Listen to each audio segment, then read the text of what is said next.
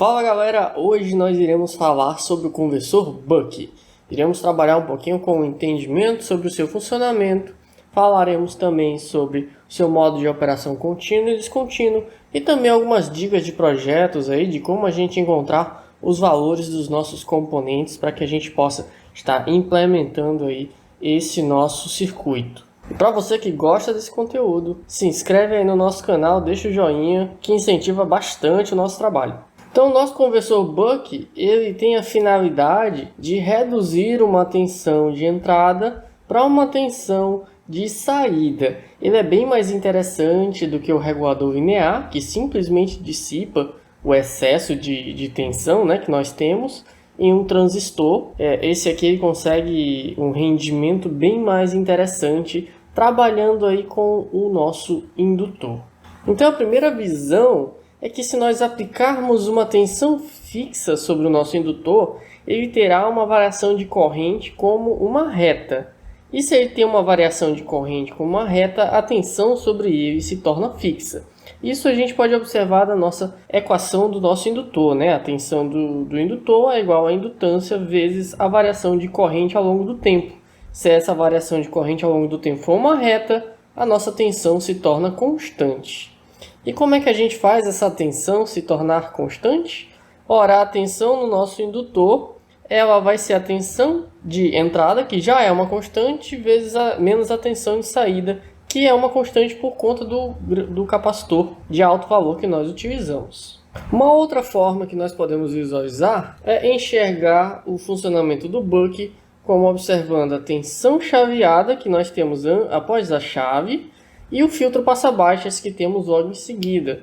Então aqui nós temos a nossa tensão chaveada aqui, pela chave, a tensão de entrada VS. E se nós filtrarmos isso aí, nós pegamos apenas o valor médio dessa nossa tensão chaveada, que é exatamente o que a gente obtém na saída. E esse filtro ele é composto através desse indutor e desse capacitor bem aqui. O nosso conversor Buck ele pode operar de duas formas. Operar tanto na forma contínua quanto na forma descontínua. Na forma contínua, o nosso indutor tende a ser grande. Nós sempre teremos corrente no nosso indutor. A nossa corrente máxima que passa pelo indutor ela é pequena.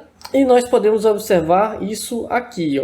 Nós temos um valor médio na corrente, o tempo todo a corrente no indutor, que é essa curva em vermelho. E os picos dessa corrente aí não são tão elevados. E aqui a tensão no indutor.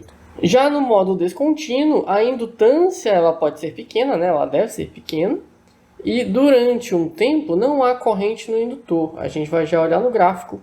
Só que como consequência disso, a nossa corrente máxima ela tende a ser bem alta.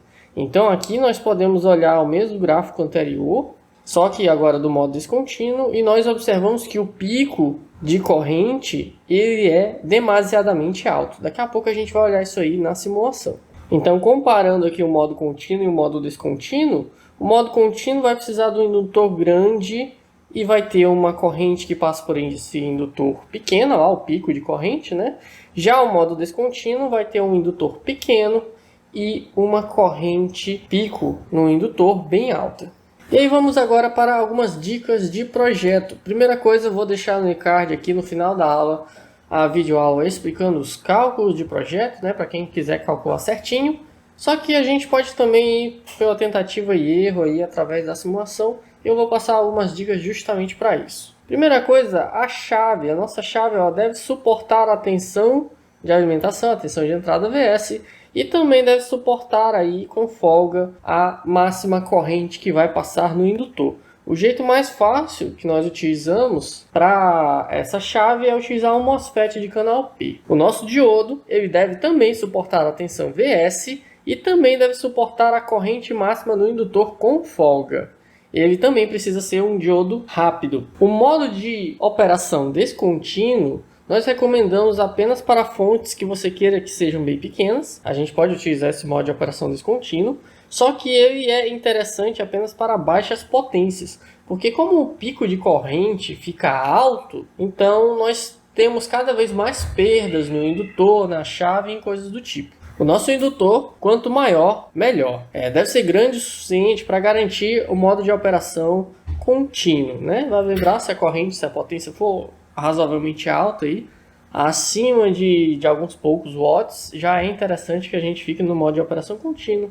E quanto maior esse indutor, menor será a corrente máxima. Aí eu recomendo, geralmente, a gente utilizar indutores que estão facilmente disponíveis aí, como 300 microhenry ou coisa do tipo.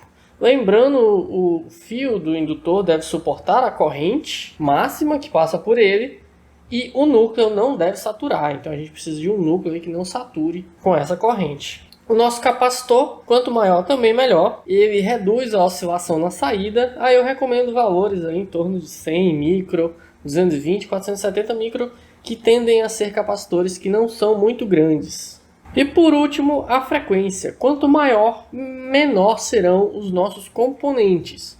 Porém, quanto mais vezes, quanto mais rápido as nossas chaves comutam, tanto o diodo quanto o transistor que nós utilizarmos, mais perdas nós teremos. Então tem que fazer um certo contrabalanço aí de nem utilizar frequências muito altas e nem frequências muito baixas. Eu sempre gosto de deixar a frequência acima da frequência audível para que a gente não tenha o inconveniente de ter aqueles ruídos chatos que às vezes aparecem nas fontes chaveadas. Então valores aí entre 25 e 70 kHz são bem interessantes para nós utilizarmos. Então vamos pegar esses valores aqui e vamos para uma simulação rápida para nós vermos alguns detalhes sobre o nosso circuito. Então pessoal, estamos aqui com um exemplo de fonte. Aqui nós temos 24 volts sendo convertidos para 10 volts através de um conversor Buck. Eu não utilizei o transistor, utilizei aqui um relé, mas isso na prática não é interessante, mas para efeito de simulação aqui a gente consegue o mesmo resultado. Então a primeira coisa que eu vou mostrar aqui é a tensão de chaveamento. Nós temos aí que após a chave nós temos a tensão indo até a tensão de alimentação e após o filtro nós temos aí exatamente a tensão média. Percebam que nesse momento nós estamos atuando no modo de operação contínuo. A corrente no nosso indutor tem um valor médio de aproximadamente 1 amperes e ela varia aí. Percebam que o pico máximo dela é em torno de 1,4 amperes. Agora eu vou reduzir o meu indutor para 50 microhenry. Ele operará em modo descontínuo e eu vou ajustar o ciclo de trabalho para que nós obtenhamos os mesmos 50 volts na saída. Então consegui aí os mesmos 10 volts na nossa saída. Vejam aí que nós temos essa leve oscilação, a qual, lembrem-se, para melhorarmos essa oscilação nós podemos aumentar o nosso capacitor na saída. Mas voltando para o foco, vamos observar a nossa corrente no indutor. Vejam que nós estamos operando aí de forma descontínua e olhem só quanto que está sendo o pico da nossa corrente no indutor. O pico da nossa corrente no indutor está sendo de 3,32 amperes. Bem maior do que o caso anterior, que era o caso de operação no modo contínuo. Então, a vantagem de operar no modo descontínuo é que você pode reduzir aí o tamanho do seu indutor.